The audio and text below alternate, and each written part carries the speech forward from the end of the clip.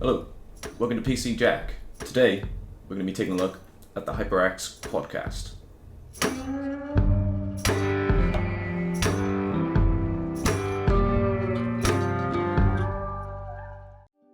The HyperX QuadCast is a USB condenser mic targeted at streaming or even for doing voiceover work.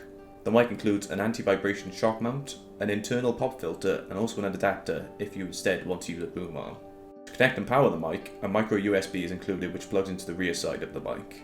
You can quickly mute by simply tapping the top of the mic and the red illumination will turn off to indicate that the mic is not active. You can control the gain with a convenient dial on the underside of the mic to find the ideal setting for your needs. You have 4 recording patterns to choose from on the rear of the mic, which includes stereo, bidirectional, cardioid, and omnidirectional.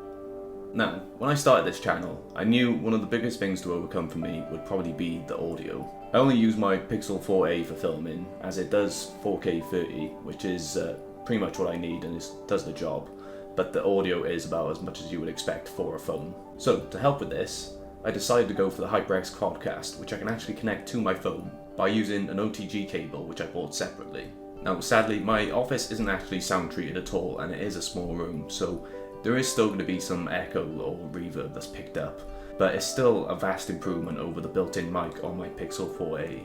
I've been using this mic now for about 2 weeks, and it's just such a huge improvement compared to what I was using previously. Now, not in any way educated in audio engineering or recording, so this won't be too technically in-depth, but it should just give you a rough idea of how this mic actually sounds and the settings available to you. Now, the recording pattern I've stuck with is actually cardioid, which is quite suitable for if you're sat directly in front of the mic, if you were streaming for example, or even just doing voiceover work. Now, one of the drawbacks I have found is that this mic does not have noise cancellation, which is a bit of a bummer, but it's not the end of the world, especially considering the price that you're getting for it. But it does mean that you need to spend a bit of time fine-tuning and optimizing to find the right setting for your needs. So we'll stick with cardioid for this little demonstration, and if we change this down to the lower setting on the level 1, this is probably quite low, it's not too bad. And if we increase it to level 2, this is sounding about right. This is what I've been sticking with most of the time. Occasionally I will use level 3 depending on the actual distance I am from the mic. So, if we increase to level 3, it's probably starting to sound a lot louder now. So as we approach the later levels, it will become too high in gain, I would say, especially if you're trying to avoid background noise. So level 4. Now, you're probably picking up quite a lot of background noise, and I may be on the cusp of starting to clip with the audio. Now, level 5.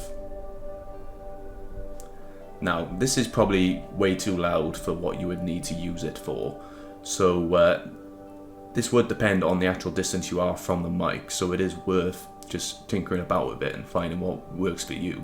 One thing I have noticed as well is the actual gain dial doesn't lock in place, so it's quite easy to bump into it and knock it off the correct setting by mistake.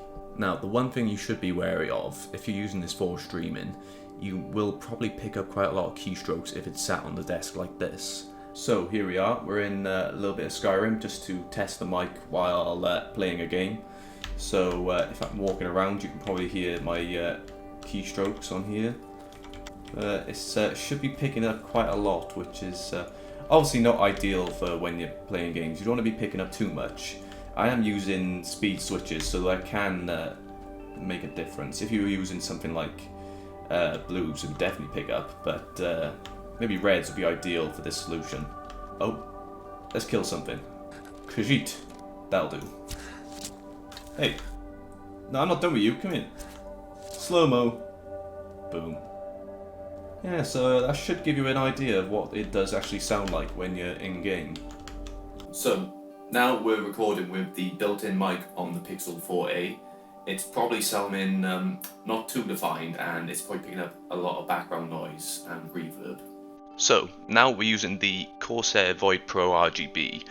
The mic is probably really undefined by what you're hearing, but it's more suitable for casual gameplay and just for talking with people over Discord and stuff like that.